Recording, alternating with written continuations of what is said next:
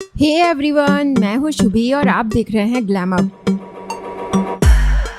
Entertainer, brutally honest and Tom boy, in 3 words में खुद को समराइज करने वाली अंजुम फाकी टीवी इंडस्ट्री का वो चेहरा है जिन्हें आज हर कोई जानता है, पर ज्यादातर लोग उन्हें सृष्टि के नाम से जानते हैं, जो उनका रियल कैरेक्टर है। पर क्या आपको पता है, अंजुम रियल लाइफ में full on entertaining and daring लड़की है, जो अपनी लड़ाई खुद लड़कर अपने घर वालों, रिलेटिव्स और कल्चर के अगेंस्ट जाकर अपना करियर बनाने घर छोड़कर गोवा चली गई थी। क्यों उन्होंने फ्रैंक फिन से एयर होस्टेस कोर्स करने के बाद भी एक छोटी सी शॉप पर परफ्यूम बेचने की जॉब की? कौन थे वो अंकल जो उन्हें तब रोज फ्री में खाना दिया करते थे? श्रद्धा आर्या ने उनका कौन सा एक प्राइवेट वीडियो शेयर कर दिया था जिससे अंजुम को बहुत ट्रोल होना पड़ा था, और हिंदू रिलीजन फॉलो करने पर उन्हें क्यों हमेशा ही क्रिटिसाइज किया जाता रहा है? अंजुम फाकी की लाइफ से जुड़ी ऐसी ही काफी अनजानी बातें हैं जिनसे आप शायद आज भी अनजान होंगे। तो उनकी अब तक की करियर जर्नी देखने के लिए बने रहिए इस वीडियो के एंड तक। बट उससे पहले मेरी आप सभी से रिक्वेस्ट है, इस वीडियो को लाइक करके चैनल को सब्सक्राइब करना बिल्कुल मत भूलना।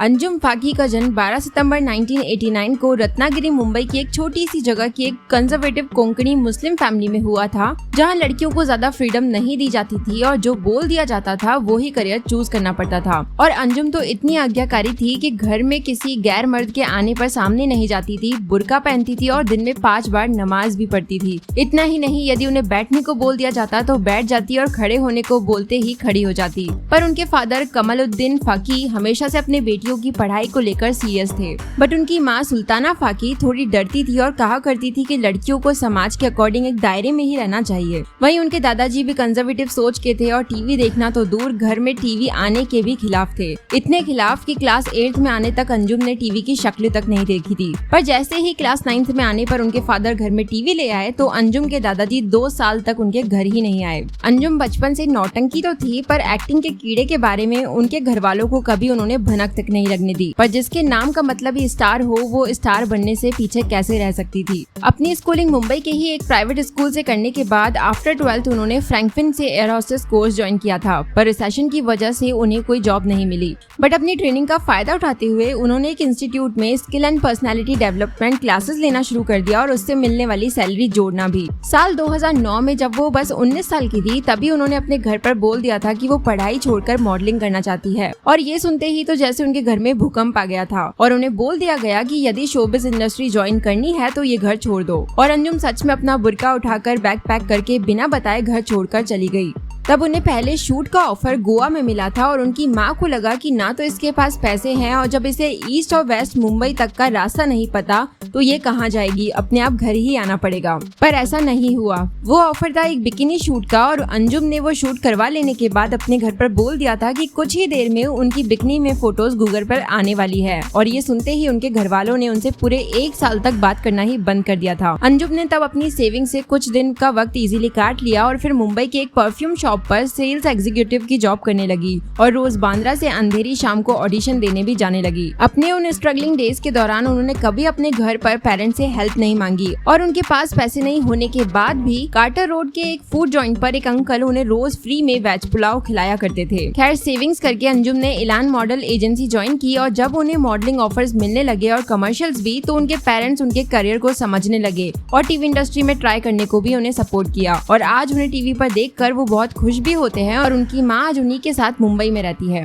पर स्टार्टिंग फेज उनके पेरेंट्स के लिए भी बहुत टफ रहा था। कोई भी उनकी 2 छोटी बेटियों के लिए उनसे नहीं पूछता था और उन्हें अपने रिलेटिव से सिर्फ अंजुम के लिए कॉल्स आते थे और उन्हें लेकर बहुत ताने भी सुनने पड़ते थे। बट आज वही रिलेटिव्स अंजुम के साथ फोटोज खिंचवाने उनके पास आते रहते हैं। खैर, वैसे तो अंजुम को अपने करियर में मेजर शुरुआत स्टार प्लस के शो तेरे शहर में रचिता अग्निहोत्री के रोल से मिली थी। बट 2010 में वो एक हिंदी कॉमेडी सीरीज माही वे में भी साइड रोल में देखी गई थी। बट 5 साल बाद ही उनके करियर में वो पॉइंट आ गया जब लोग उन्हें जानने लगे। वैसे उनका पहला big debut show time machine होने वाला था, बट कुछ रीजंस की वजह से वो शो तेरे शहर में शो के बाद रिलीज किया गया। बाद में दिसंबर में वो जी टीवी के एक शो एक था राजा एक थी रानी में रानी रागेश्वरी के रोल में नजर आई और 1 साल के अंदर ही उनकी एक्टिंग ने सबको इम्प्रेस कर दिया और सब अंजुम को उनके नाम से जानने लगे। इसके बाद वो देवांशी शो में साक्षी के रोल में कास्ट की गई। बट साल 2017 में जी टीवी के पॉपुलर शो कुंडली भाग्य में सृष्टि के रोल ने तो उनकी जैसे कुंडली ही बदल दी। न सिर्फ टीआरपी बल्कि अवार्ड्स पाने में भी ये शो टॉप पर रहा। इसके साथ साथ ही अंजुम ने एकता कपूर के 2 और शोज सोनी टीवी के दिल ही तो है और कलर्स टीवी के नागिन 5 में कैमियो रोल्स भी दिए। और कश्मकश, कहने को हमसफर है और एक म्यूजिक वीडियो एक दफा तो मिल के साथ साथ अंजुम सृष्टि का रोल भी मैनेज करती रही है और अभी वो कुंडली भाग्य के साथ साथ बड़े अच्छे लगते हैं पार्ट 2 में भी काम कर रही है। पर शायद आपको एक बात नहीं पता होगी कि अंजुम ने शो में सृष्टि के रोल के अलावा प्रीता के रोल के लिए भी ऑडिशन दिया था, बट मेकर्स ने उन्हें सृष्टि के रोल के लिए सेलेक्ट किया। और कहीं ना कहीं अंजुम भी इसी रोल के लिए सेलेक्ट होना चाहती थी क्योंकि सृष्टि के कैरेक्टर में उन्हें खुद का ही रिफ्लेक्शन दिखाई दिया था। वैसे शो में उनकी को स्टार्स सुप्रिया शुक्ला और श्रद्धा आर्या से वो रियल लाइफ में भी बहुत अच्छा बॉन्ड शेयर करती है और उनके साथ किए गए सीन्स ही उनके ऑल टाइम फेवरेट सीन्स होते हैं। इनके अलावा वो शो में उनके को एक्टर्स संजय गंगवानी और अभिषेक कपूर को वो अपने 3 AM फ्रेंड्स मानती है। वैसे पर्सनल लाइफ की बात करें तो अंजुम साल 2018 में जी रिश्ते अवार्ड्स के बाद से ही एक्टर केतन सिंह को डेट कर रही थी, बट कुछ कंपैटिबिलिटी इश्यूज की वजह से दोनों का साल 2020 में ब्रेकअप हो गया। लास्टली एक बार श्रद्धा आर्या ने अंजुम का स्मोक करते हुए एक वीडियो इंस्टा स्टोरी पर डाल दिया था और उनसे बोल रही थी कि स्मोकिंग उन्हें छोड़ देनी चाहिए, जिस पर अंजुम को बहुत ट्रोल किया गया कि वो एक सेलिब्रिटी होकर ये सब कर रही है। इस पर अंजुम का कहना था कि वो एक इंडिपेंडेंट वुमेन है और अपनी लाइफ में उन्हें क्या करना चाहिए वो ये सब जानती है। साथ ही अंजुम जो सारे रिलीजन्स को बराबर ही मानती रही है, उन्हें हिंदू रिलीजन फॉलो करने पर और उनके फेस्टिवल सेलिब्रेट करने पर भी बहुत ट्रोल किया जाता रहा है। आपका इन ट्रोल्स के बारे में क्या मानना है, अपना ओपिनियन कमेंट जरूर करें और साथ ही ये वीडियो आपको कैसा लगा ये भी जरूर बताएं। आज के लिए इस वीडियो में इतना ही। मैं फिर आऊंगी एक नए वीडियो के साथ। Till then stay connected, be happy.